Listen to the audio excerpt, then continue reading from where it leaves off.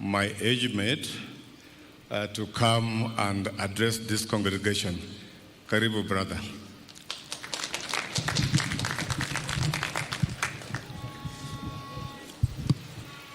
Thank you very much, my brother Ben.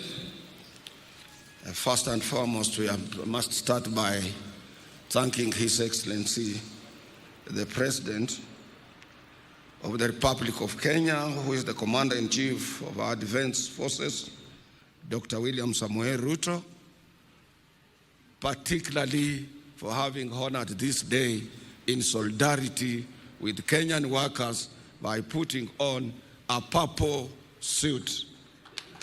We cannot take this for granted.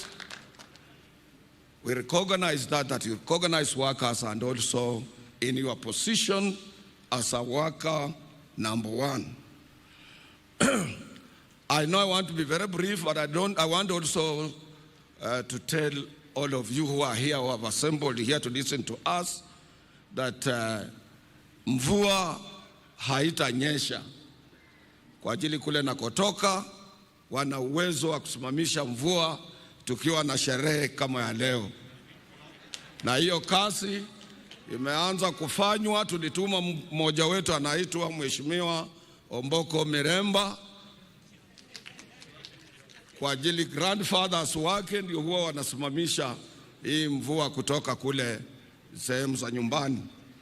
Na nataka kumshukuru Mheshimiwa Omboko Miremba, who is also the chairman of KUPPET, for the good work you have done, and it will not rain.